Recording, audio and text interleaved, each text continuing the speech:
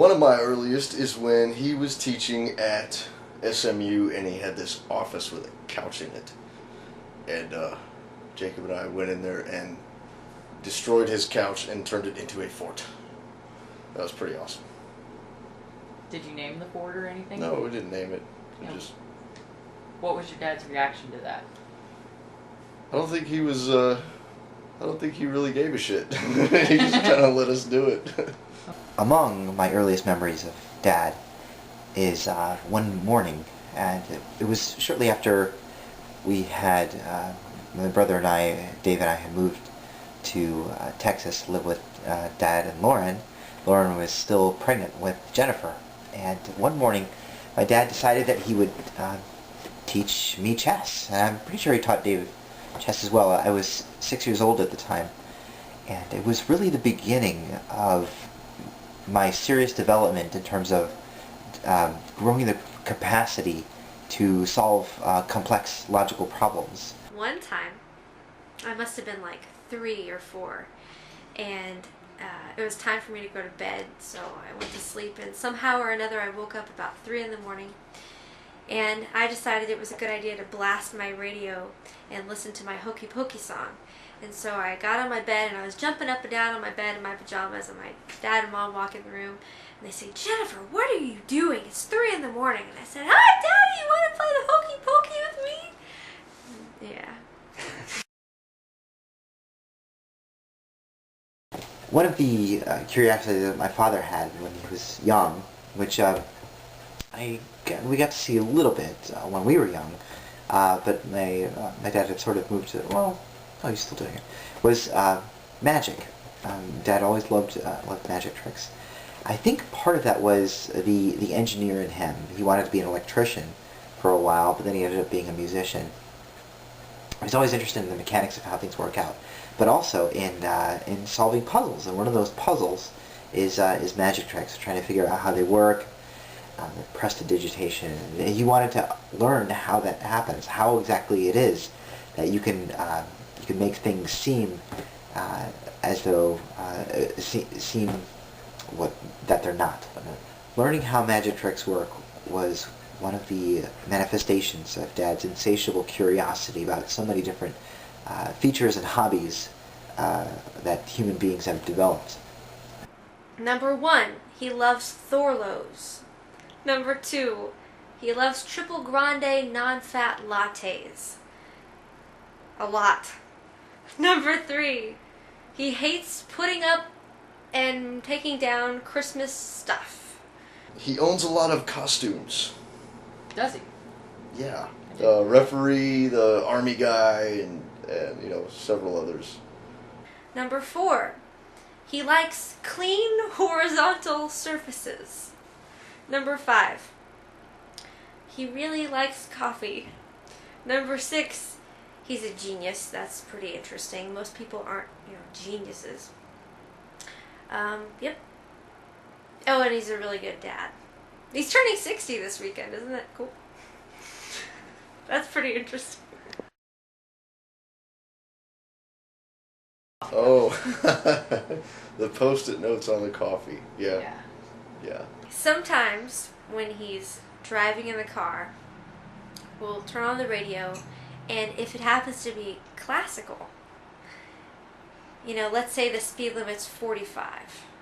Within the first, 20 seconds or so of listening to a classical song, his speed will decrease rapidly and he won't know it for a long time. He'll be going, okay, and we'll be going, 20 miles an hour, and everybody's passing, and I'm like looking over, and I don't even want to say anything because I feel bad because I know he's really focusing and he doesn't really realize that he's going like a turtle down the road as everybody else is passing him by. If there's a spider or something in the house or whatever, he won't kill it. He'll put a glass over it. I've seen that. So that it can't go anywhere. He just traps it. Yeah, I've actually taken them out of the house a few times whenever we said that. This just became a mainstay between Dad and me, and eventually the next time that I would really live with my father, would be when I was going through high school, and one of the recurring competitions we had between us was playing chess, and we had this title which was called King of the Board, and if you won 5 times in a row, you were designated the King of the Board, and if you won 5 times again after that, you were dubbed the Emperor of the Board. And this was really, Dad taught me so many life lessons through these chess competitions, not just in terms of trying to use some reasoning, some fairly sophisticated reasoning to solve problems. Oh, music all the way. Mm-hmm. I always thought that was pretty awesome, especially that he can write so many styles, genres for any instrument. You know, I was like, that is awesome. Of course, I just write on guitar and program, but it definitely came from that. That probably is the biggest influence. That and my willingness to make people laugh. Yeah. I think I get my goofiness from him too. Oh, I agree. Dad was also instrumental in my development of an appreciation of music. I remember when I was in high school, especially when I was 14, just beginning my freshman year, I used to fall asleep listening to my dad's music. Some of the music I just loved so much. So many of those songs were so thrilling to me and at the same time adventurous. They stirred my imagination that music hadn't in the past, in a way that music hadn't in the past. And that's something that is very strong in my memory. I remember thinking at one point how beautiful this one particular country song was, very relaxing with a steel guitar, and I thought I never could have imagined that music this good was possible, music that could stir me so deeply in certain ways. So I really developed this passion for understanding music and appreciating the way melodies stir the emotion in certain ways because of Dad's music. One time when I was little, I was painting. And I was sitting at the kitchen table and I had a bunch of watercolors out, and I also had oil pastels. And I like to mix, different mediums, okay? And I'd have oil pastels and watercolors. And I remember I was trying really hard to paint this picture.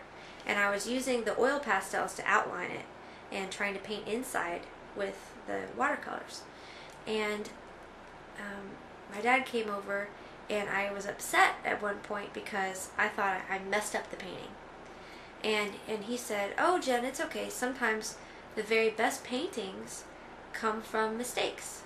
Like, you went outside the line here. Well, maybe you meant to go outside the line, and you can build from that." Then every time I've ever painted another painting or drawn something or even doodled something, if I thought I messed up, I just continued on. And he probably doesn't know that, but that's just something I've always done my whole life ever since that moment. Dad would also use certain moments in order to help us to see things in a different perspective. I remember one time when we were waiting in line at a restaurant, and there was this elderly person who was describing all of his travels to my father, and I got a little annoyed and impatient, and I'm tired of having to feel like I got to listen to this guy just ramble on about things that have nothing to do with us. And later on, I made a comment to that. I said, "Geez, Dad, that guy was talking a lot." And I said, "Didn't you want to tune out or anything?" Or sort of say, "Okay, that's nice," and then move on. And he said, "Well, when somebody older than me talks with more experience, I listen." So I think that was helpful for me in terms of realizing that it's the value of learning from people who have already had many life experiences, even if they seem trivial. There's usually something important about them that I can apply to my life. And Dad taught me that in a very real and helpful way at that moment. Make sure you practice. Don't run out of gas. Which, that goes back to Grandpa Dick. Make sure you don't run out of gas. Which I'm guilty of a few times. We used to, brainstorm different ideas, like if I was writing a paper or if I wanted to plan to do something fun or whatever the deal was. If we were going to brainstorm ideas, he would say, okay, give me an idea. And I'd say, okay, ice skating. And he'd say, okay, give me another idea. And I'd say, ice fishing. And then he'd say, and I'd say, no, ice fishing isn't what I really meant. He'd say, oh, that's okay, let's just go with it. And then you'll find something else from that. And so, taking things as, not thinking, oh, you messed up, looking at it in a different way and saying, hey, this could be an opportunity to give you an even better idea. He would do that all the time, and I really took that from him since I was really little and tried to use that in my own life.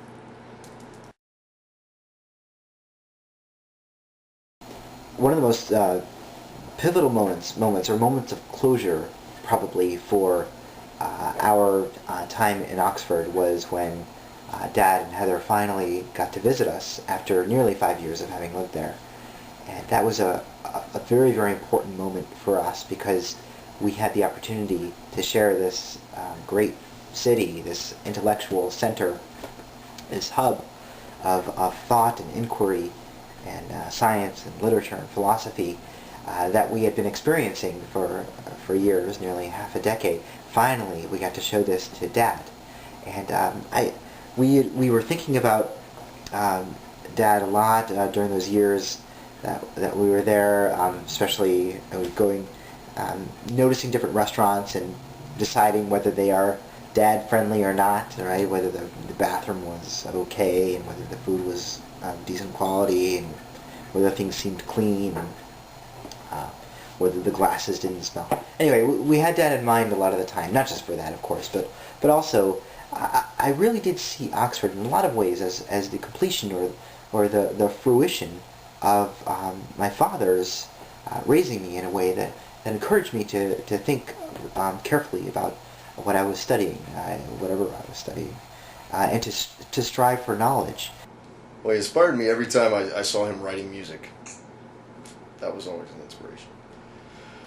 Ever since I was really little, when I would take tap, jazz, and ballet, I would have all these recitals, and he would always be there for those performances, without fail. No matter what else he had going on, it was important for him to show up to those and, celebrate afterwards.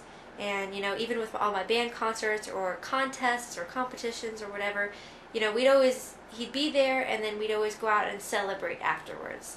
And I always thought that was a special thing because, every person I've ever met, they've never had a dad that did that for them, I think, as often as my dad's done that for me. So I think that's pretty special. Dad harbored in me from a very early age this curiosity about the world. I remember this, I remember I was either in the first or second grade. It was when we lived in South Garland on Thrush Court. And Dad taught me a lot about astronomy, about the different planets and moons on Jupiter and rings of Saturn. He really did instill a lot of passion for navigating this world and learning about the order of things and how things move and behave, patterns in the world, and what really all of these different ways that Dad trained me to think really did come to fruition at Oxford, especially as I moved through and spent lots of time in libraries and going through texts and trying to critically assess them and understand what some of the flaws in them were, bad arguments, but also positive arguments, and just gaining information so that I could learn to interact with those points of view in a scholarly and responsible way, intellectually responsible way. Anytime I had a creative idea that I wanted to explore, he was always, go for it. He always had that, go do it mentality. One of the funniest moments and a beautiful, harmonious time when it was Dad and me and Dave and Jen, and incidentally Irene as well. We were at the Texas State Fair, and of course Dad and Dave and I think Jen to some extent, although she was much younger, had memorized all of the lyrics to Baby Got Back by Sir Mix-a-Lot. And so we were romping around the Texas State Fair, singing the songs and these lyrics that we loved so much.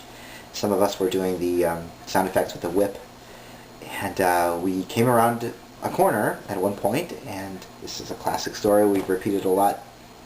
But it's just it's so worth having on camera. I don't know if we ever actually described it while being filmed, but we for just coming up to the part in the song where we say, "I like 'em round and big," but before we were able to say big, we had rounded a corner of a certain building, and there before us was a very large woman with her back side to us, bending over to pick something up. And all of us immediately, without looking at each other or anything, we just saw it, and all of us paused at exactly the same moment. And then, of course, we, realizing that we were all thinking exactly the same thing, and that we had all stopped as a result, was absolutely hilarious and a good memory for all of us. One time, we were at the opera, and this, I'm pretty sure it was my first opera at La Traviata, okay?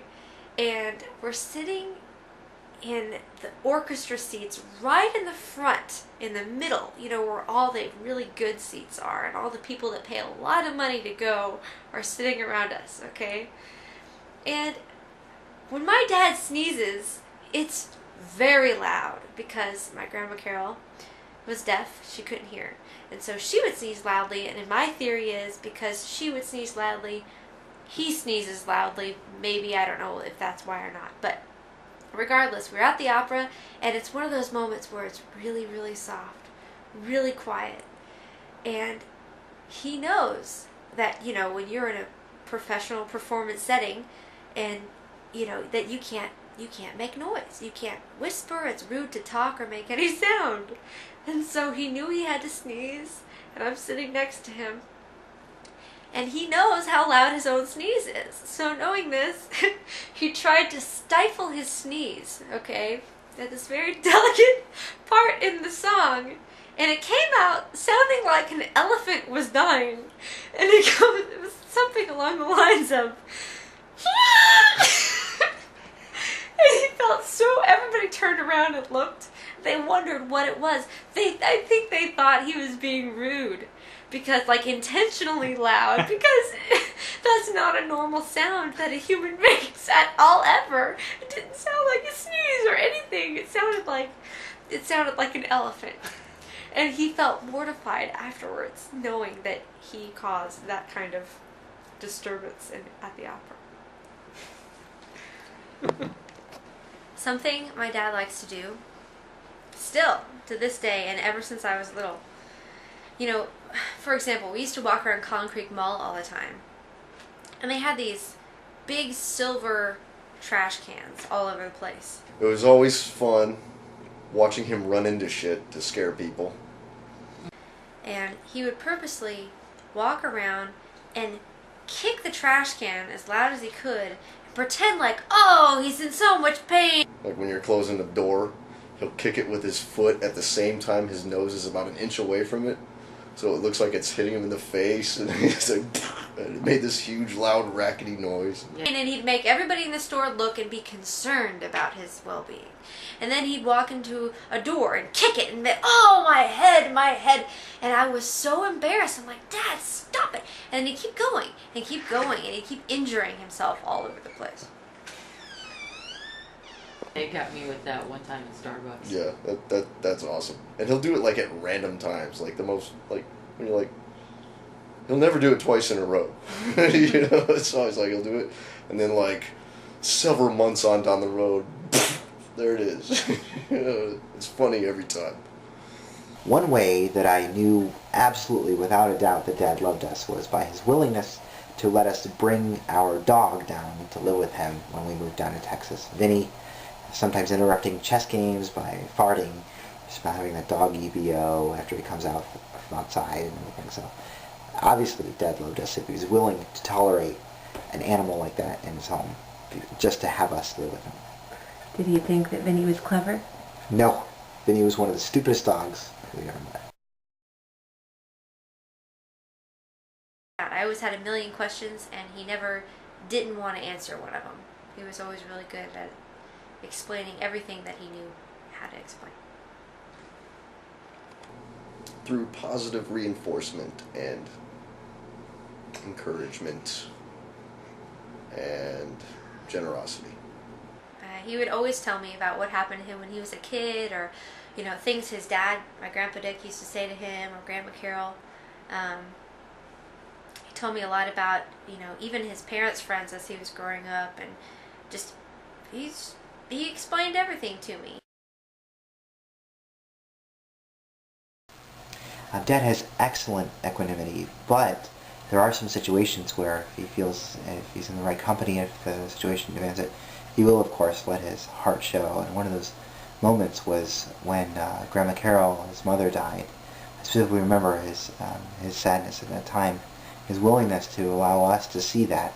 It's very important to be able to see your father showing his emotions. With Heather, their song is "Our Love Is Here to Stay," and I remember one time he made a CD that had a whole bunch of different versions of "Our Love Is Here to Stay" on it. And whenever they're out somewhere, no matter what, whenever they hear that song, they have to tango together, they have to dance together. And this past winter, when it snowed, he went out there in the freezing cold, which he doesn't like to do, by the way. He hates the cold.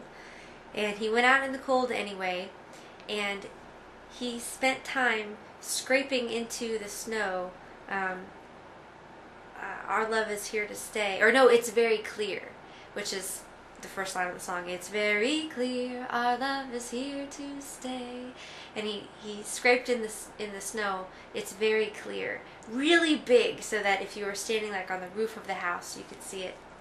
Another thing is, when they got the pool built, he engraved "It's very clear" right by the diving board for Heather, and waited for her to just find it one day, which I thought was pretty neat.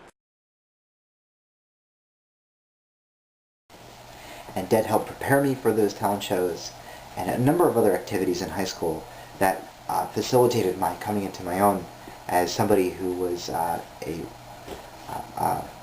real sort of influence, and somebody who made things happen relationally in high school, and then of course afterwards.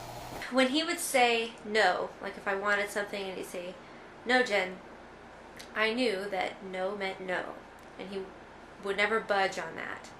But there was one time where I knew that he really wanted to tell me no, but he also wanted to teach me that, about how to negotiate properly. So one time I wanted to, when I was in high school, I had a curfew and I had to be home by 10 o'clock sharp. Otherwise, I was in deep trouble. Well, one time, I thought it was really dumb for me to have to come home by 10 o'clock because I didn't ever go to bed until 12:30 anyway. And, I had all these reasons. And he was being very firm with saying no. And this time, I laid out the facts. I presented my case to him, and I said, "Here's reason number 1, here's reason number 2, here's reason number 3, and he made me, speak calmly with him about my point. And once I explained to him the facts, even though I knew he didn't want to say yes to me to change it to 10:30, he changed my curfew to 10:30, and I felt like I was the queen of the world, happiest kid ever, because I was able to negotiate properly, and it was also him not really giving in, but because I gave him no reason to say no, he thought it was okay to say yes. I'm so thankful continuously to this day for my dad having taught me these various games and with specific rules that you must follow in order to accomplish what you are set out to accomplish. Pretty remarkable. If we did something, that was good, and he was proud of us, he would let us know in a very almost subtle, but kind of a, I don't know. I don't really know how to answer that question. Oh. It was there. Right. He never really has to stand up for himself. He doesn't really come into conflict too often, at least in my eyes. I think you know, if there's ever a problem, he'll talk about it, and he'll kind of face the facts, or state the facts, and try to work through it logically, whatever the case may be. You know, if he were speaking with a cop or whatever, you know, he'd be very civil and polite and to the point. But you know, he doesn't really ever run into too many conflicts. He doesn't really fight. He doesn't argue. He just discusses things, which I think is awesome. I wish everybody could be that way. My father's calm and his mindfulness and awareness of his surroundings regularly certainly influenced me a lot. Now, of course, I neglect my surroundings very selectively, in that I select out most things. I'm not as observant a person, but when there is a specific task I need to accomplish, then I certainly have a keener sense. And I think my father's like that too. He won't really bother too much with what he finds unimportant, but then if something is important, boy, he attacks it like a bulldog. I've never really seen anybody challenge Dad, so so I don't know. Okay. He never really has had to, because I never battled with him. I've never seen anybody else battle with him.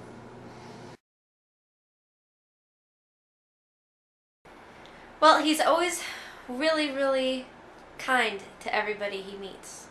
And I try to be kind to everybody that I meet. The other thing about him is he always spends a lot of time focusing on the positive things that there are to focus on, instead of spending, wasting time on negative things. And I'm a kind of person who likes to, I tend to worry a lot. And because of my dad, I try to focus more on positive things instead. He's very thoughtful, and he's very passionate about what he's passionate about, and he shows that to everybody he loves and everybody he knows. I think all of his friends would probably say the same thing about him, that he's a good friend, and he likes to throw big parties and entertain, but that's just because he likes having fun, and he likes to show that to other people.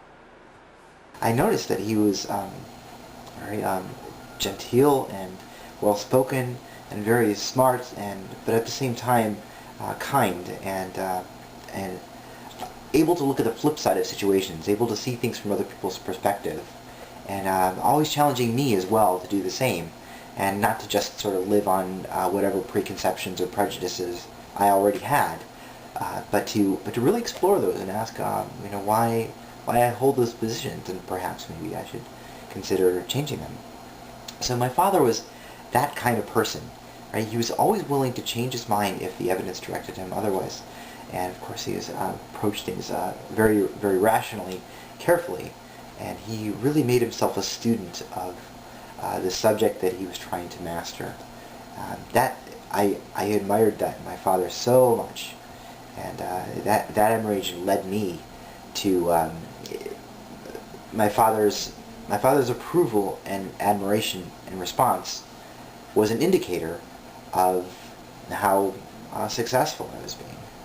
Because I knew that my father was very successful in many different areas of life, not only in business, but also in friendships and in his humanitarian outlook. He's accomplished so much, and it deserves so much regard from me, from his kids.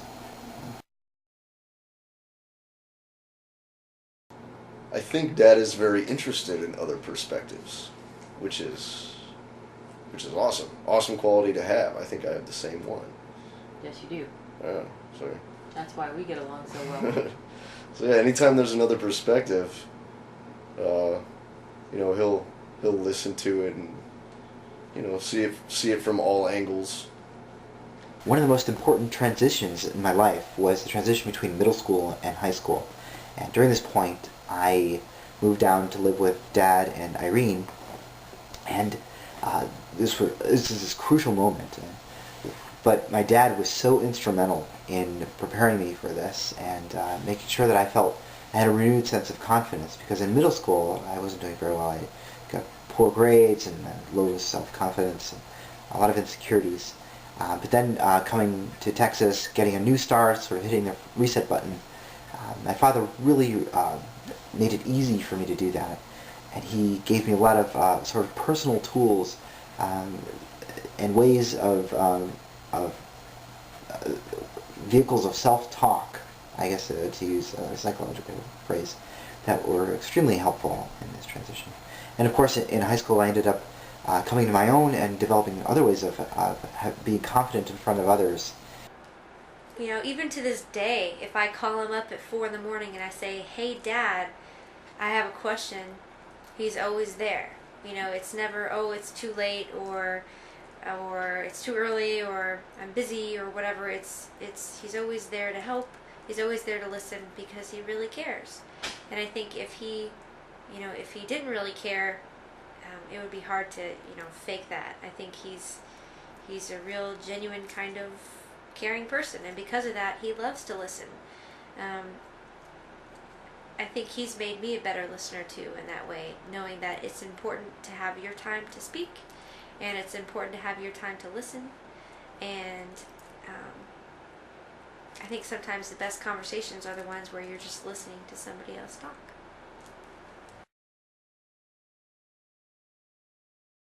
Dad was also a very forgiving father in a lot of sometimes unexpected ways.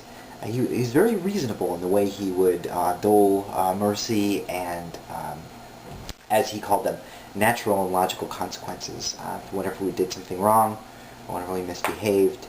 But at the same time, he understood that there were some times when we did something wrong, but we didn't really intend to do something wrong. And in those cases, we would sometimes become aware that it was wrong, but then he wouldn't be draconian with his principles.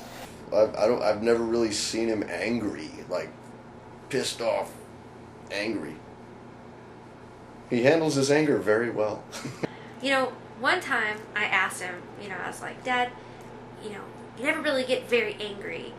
He's been angry with me a few times in my life, and when he was angry, it was just, talking to me firmly. It was never being evil or wrong. It was just getting his point across, which was usually correcting me, which is what a father has to do. But he's told me, one time I asked him, "What do you do when you get really mad?" And I've never seen him do this. He's just told me he's done this, and that is that he has a collection of light bulbs, and he said that once every 10 years or something, he'll take a big green trash can, he'll tip it over, and he'll take one single light bulb and he'll heave it into the trash can so that it doesn't make a mess and it's safe. And the sound of the glass bursting is like a way to release anger in a positive way instead of getting mad and doing something that he might regret later. I don't remember ever really pissing Dad off. That's awesome. I hope Rocky's that way. Like maybe a couple of times, like if we stayed out too late or whatever. But You don't seem to get mad often. You seem to get disappointed. Does your dad do that too? I think so. Okay. I think I've disappointed my dad many times, but have I ever pissed him off? Maybe once, twice. You know what's funny? Usually anger gets a big rise out of people, but when you know somebody like that who shows disappointment rather than anger, you feel 10 times worse. Because every time I've disappointed you, which hasn't been many times, but whenever I do, I feel horrible. And if people get angry at me, I don't care. Mm-hmm. I don't care at all.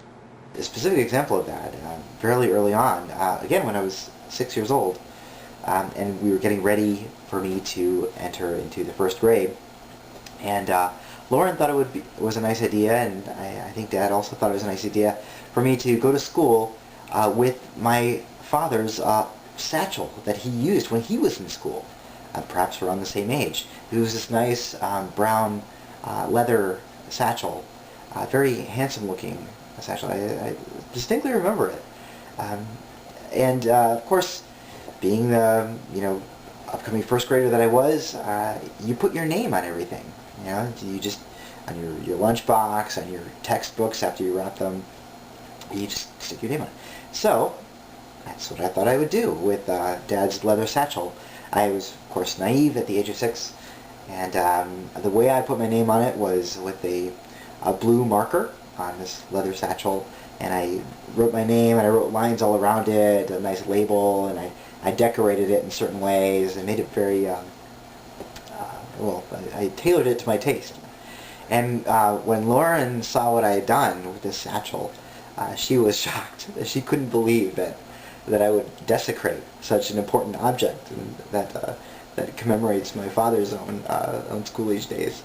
And but at the same time, Dad was reasonable about it. He understood that I was only 6. I didn't grasp the concept of heirlooms or hand-me-downs or anything like that. So he was clement in that situation, even though I had ruined an important artifact from his past.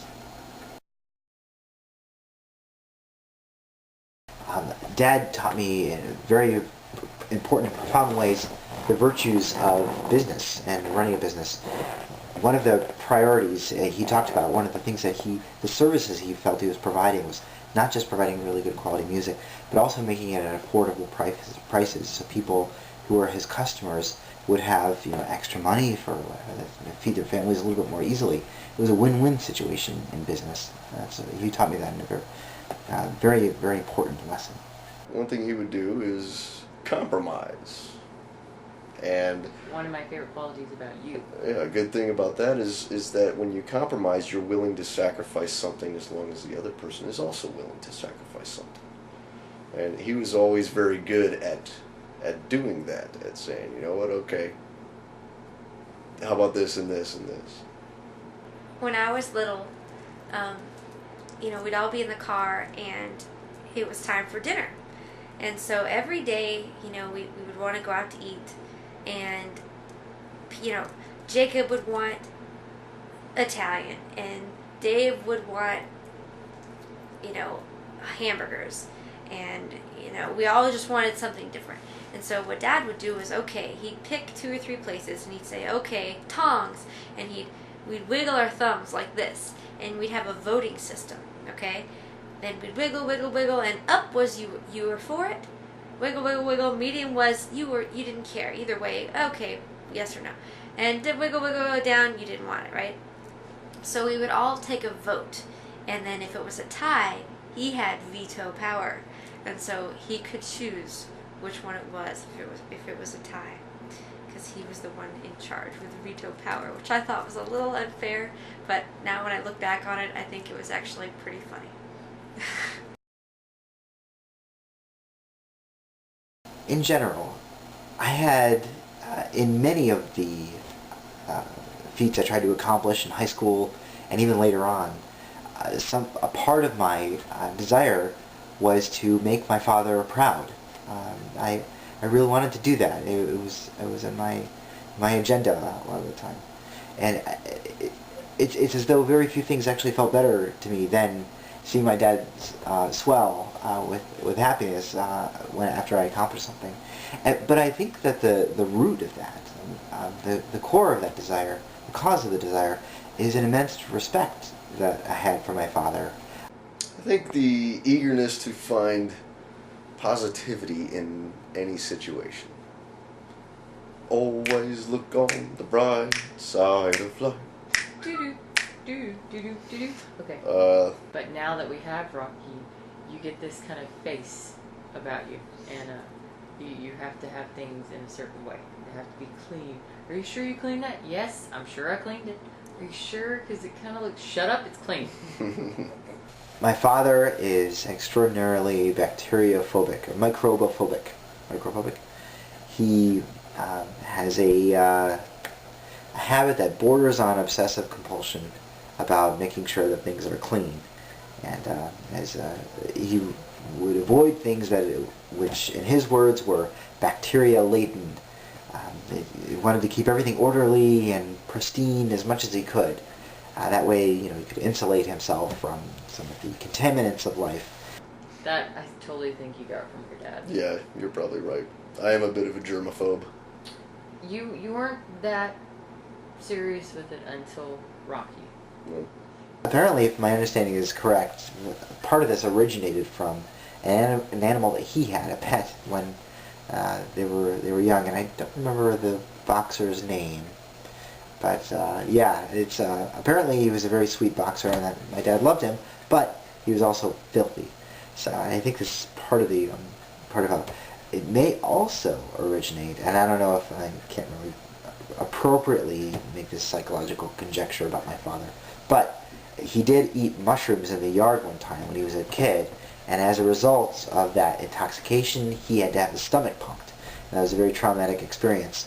And I think perhaps after that, also he had had some bad salmon at some point. The bad salmon that one night where he and my mom and Grandma Carol and Grandpa Dick and me, I'm not sure that David was born yet. I think Mom was pregnant with David at the time. And everybody had this salmon, and it was from a can. And I think upon further inspection later on, there was maybe a little dent in the can, or it was clearly contaminated because everybody threw up that evening. Everybody got sick, except for me, because I didn't want to try the salmon. So that's clever me, but part of the reason why my father perhaps wants to avoid as much bacteria as possible.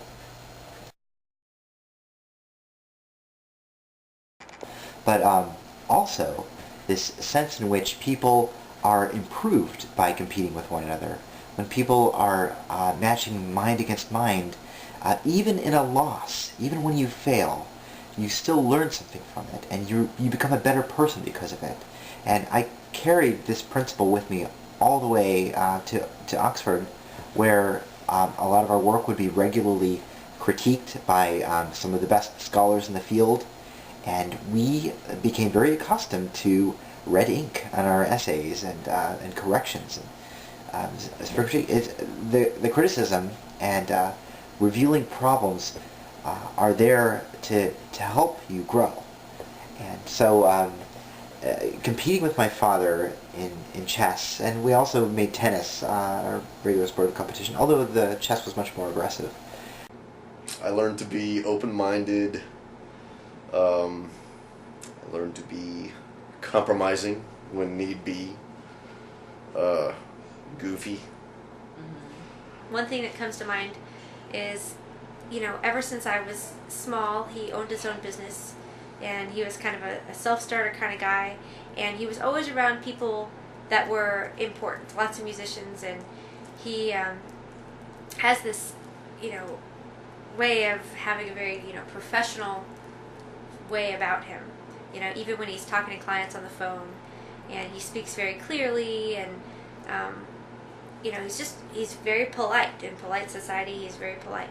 And I think that when I have to be, when I'm at work or whatever, I can turn that on very quickly. I think quicker than lots of other people I know, where I'm able to just, be professional and feel comfortable with that when I need to be. Another thing is, so many times we'll laugh at the same things. I've kind of picked up his same sense of humor over the years. I think that's pretty neat. Very picky about music. Mm-hmm. Almost to the point of a music snob. Almost to the point of a music snob. When it comes to rock music, I'm a huge music snob. When it comes to metal, I am not. I like pretty much all metal.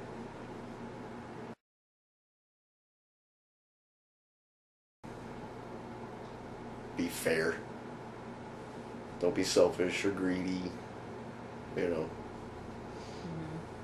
Don't have ridiculous expectations. My dad always made it clear to me that I should be treated with respect. And, no matter who I'm dealing with. And I think that I just kind of expect that. But there are lots of people I know who aren't treated with respect. And I realize, just from how he spoke to me ever since I was tiny, just understanding that I'm the boss of me. He would always say, "Hey Jen, who's the boss of you?" And I would say, "I'm the boss of me." And he'd say, "That's right." And, I didn't realize when I was that little that that's such a big lesson to learn. I'm so thankful to have learned those types of things since I was very small, because it just became part of who I am. I expect to be treated with respect. I think that's a normal thing. And because of that, I've been blessed with the wonderful relationship I'm in now. Well, I don't say ow. By that, I mean, I don't expect you to take care of him by yourself and clean up by yourself, do all the dishes, do all the laundry, and all that stuff by yourself. That's a ridiculous expectation. Oh, thank you. I would not have that. Another recurring theme in our family life was harmony, and I think Dad expressed the importance of harmony very beautifully and very symbolically in the way that he would have us have us sing different parts in a song maybe that he made up, or some other song, and that we each had a specific role, and we each were making a sound, and all of our sounds were different, but they worked together in a very special way, and they worked together in a way that whereby every part of the harmony was important for the end result. And so I think this is really a model for family life that Dad was really teaching us through music. It's something that we may not have gotten right away, but it's emblematic of the way my dad wanted to approach family life. Always trying to appreciate people for their contributions and recognize the uniqueness and certain qualities in people's character. Dad was always doing this, and he was always affirming us in these ways. It's like a shift. It's like an age shift there, Yeah. So it's like I now know what he felt like, So I can relate, and yeah. An aspect of Dad's parenthood, Dad's qualities and virtues as a father, that I am continually thankful for, and that I remember as something that really made him stand out, was his willingness to take time out with us, do things with us, even in the middle of his busy schedule. As somebody who was running this relatively upstart business, which was burgeoning and growing, and he had a lot to do regularly. But say in the summer, sometimes Dave and I would go over to the bakery and say, "Hey, Dad, you wanna go play tennis?" And he would very regularly. He would take time out of his day to go and play tennis with us, or do whatever with us. But it was mostly tennis. That was really one of the primary activities that we shared together, Dave, Dad, and me. He was willing to sacrifice some of the time that he could have been putting into his business. Now, of course, I'm sure he needed breaks too, but he took those breaks with his kids, and so admirable and really important. I heard somebody say once that, especially with regards to fatherhood, love equals time. So we learned that at just one conference we went to, and it was definitely Dad expressed his love for us in so many different ways, and just one of those ways was his willingness to take time out of his really busy schedule to play tennis with us and do fun things with us. Maybe even go to a bookstore and play chess. He loves to teach. He was a teacher at SMU, and he's been teaching Jacob, Dave, and me for a long, long, long time. And, we have times where we just sit at the piano and he teaches me more and more. And, I used to grow up and I'd say, "Daddy, ask me another question. Daddy, ask me another question." Or, "Daddy, I have another question. Daddy, I have another question."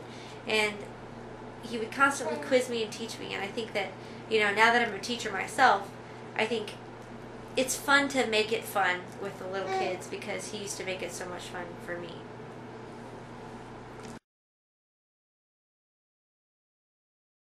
There have been several times where, I've got two little brothers, Ryan and Jordan, and when they speak, I have this intense urge to correct their language. And so if they say, I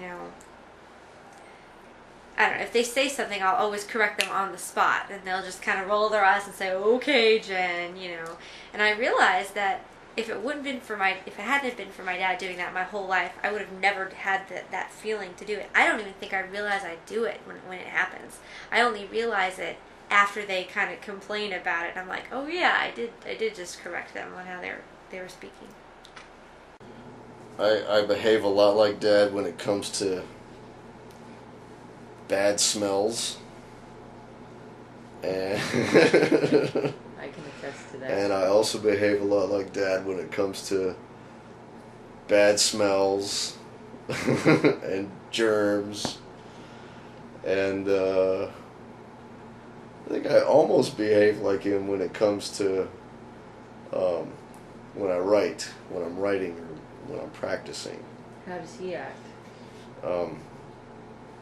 Very reclusive, Like, I've never sat there and watched my dad compose,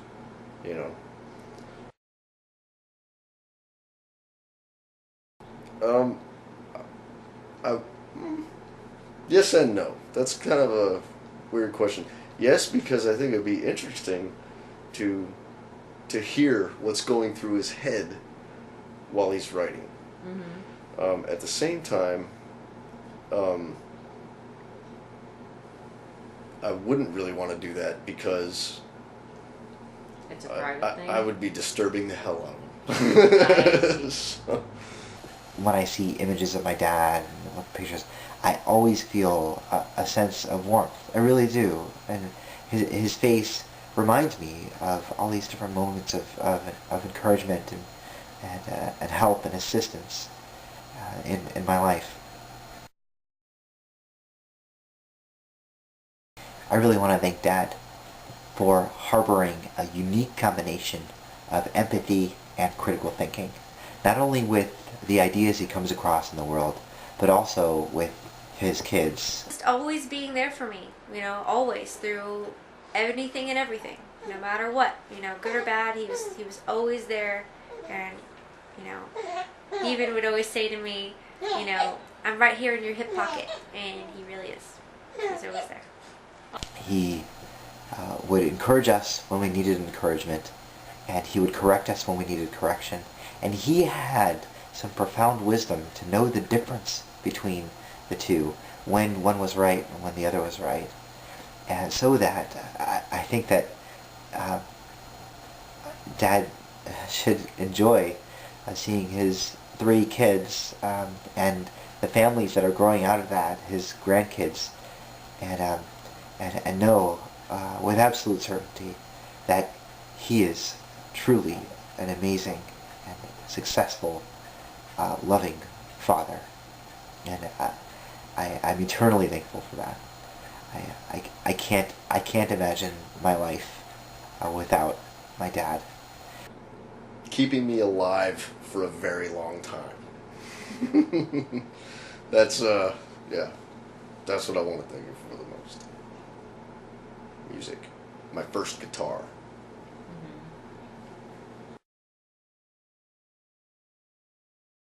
This was part of that harmony that he was trying to inculcate in us, in our family so much. And he did that masterfully.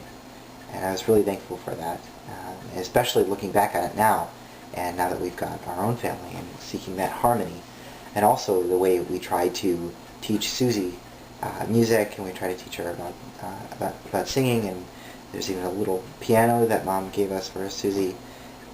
It's really something that harmony is a musical image that reverberates in so many different aspects of life. Incredibly important. And it's really Dad who taught us that lesson. He continues to teach it every time he orchestrates some sort of cooperative project. I remember at Laura's graduation, when he and Heather were kind enough to come down, he designed this fanfare for Laura, which is very fun. And of course, otherwise embarrassing, but there were so many of us that it didn't really matter. first of all, a love of joy, a love of being happy and choosing to be happy, I think should be number one. Number two, a love of learning and, just being curious about things and always wanting to know why things work. And along with the guitar that I will pass on to him will come discipline, because he's gonna he's gonna discipline himself to play it. Hopefully, this is in an ideal situation. Along with passing on the physical guitar comes the discipline to learn how to play it, the responsibility of taking care of it, and the will, and the will to get better and improve. The drive. Mm-hmm. And I think those can be pretty much, he's going to learn them through music, but those are qualities that he can, apply to everything in life, not just music. But music's a good way that he can learn those things. A strong bond between, every member of the family and respect for each other. All those things, I think, go hand in hand.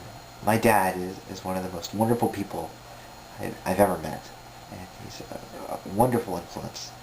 And he's been a very, very truly loving father. And I am forever indebted to him. And the only way I know how to repay that debt is by living my life with all the wisdom that he taught me, and raising Susie and other kids that we have with that kind of wisdom, and passing it on from generation to generation, and making my father, in that respect, immortal. Dad, you are awesome. Happy birthday. I love you, and thank you. Rock.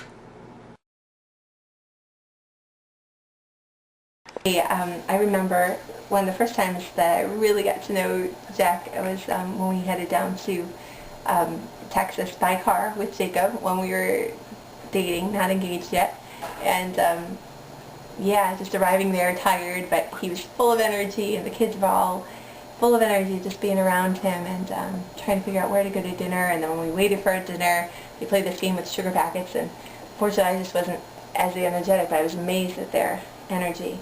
And just that no moment was wasted. We can play a game, we can do something, make everything fun. So that was great. We had lots of good times eating out, making noise in the restaurants, and it was great to be there for your wedding, and for you to come to our wedding the following year, and all the fun times we've had visiting with each other in Texas over New Year's, and it's been great. So we look forward to many more years. As we said, kids playing in the pool. Now that you got a pool, you got to have kids in that pool. So, and thank you very much for coming to England last year and seeing Susie when she was newly born, and seeing where we live, the place she made it possible for us to go. It was such a great time. We've had so many great memories, and we look forward to many more. I've been around for this year and a couple of years before that, so I've gotten to know Jack, and Jack's just freaking awesome.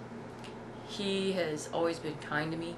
He's always been generous to me and welcomed me into the family, and that always meant a lot to me because I never really had a dad figure. So, and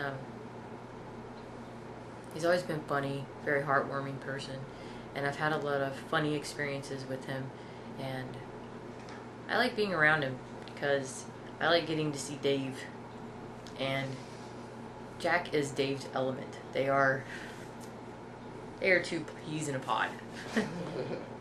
Completely different types of people, but still a lot of similarities. And Jack's really good at making me laugh, so is Dave. And probably one of my funniest experiences with Jack, other than one of my best experiences, would have to be the Christmas party where I got to be the applause girl. That was fun. But one of my funniest experiences was for Jen's birthday this past year. And Jack and I were out by the pool, and we were talking with a couple of his friends, and I was pregnant with Rocky, and he informed me that apparently all the Waldmeyer men have big heads. And I told Jack that was a horrible thing to tell me. And lo and behold, Rocky ends up with a gigantic head. Love my son, but that hurt like hell. And Jack totally cursed me. Thanks, Jack. Happy birthday. You and your big head. Dad, you're awesome. Happy birthday. We love you. Kick ass. Indeed. I see my eyebrows. Eyebrows, woo! So another thing about Daddy Jack that is something I always associate with him, even though he's got many business ideas and many more things in the works right now, the music bakery is something I love bragging about and telling people about. So it's so fun to go to the website to hear Heather's voice introduce it and then click on all these samples of amazing music that you've made. Daddy Jack. Yeah, we brag on you a lot, and it's really fun to hear your work and all the creativity and all the different aspects of music, all the different genres you've mastered, and spread the word. So yeah, keep it going with your music. You are a composer among many other things. So we look forward to hearing that second violin concerto when it's ready. It'll be amazing. Hey Jack, happy birthday. I'm really sorry I couldn't be there tonight. I know you went to my birthday, and which, by the way, meant a whole lot to me. Thank you so much for coming out. I wish more than anything that I could be out there to help you celebrate yours. In the time that I've known you, I found you to be a great person, easy to talk with, hilarious, and just a real contagious charisma and great personality. So I hope you have I hope you have herpes. Hope you have herpes and have a happy birthday.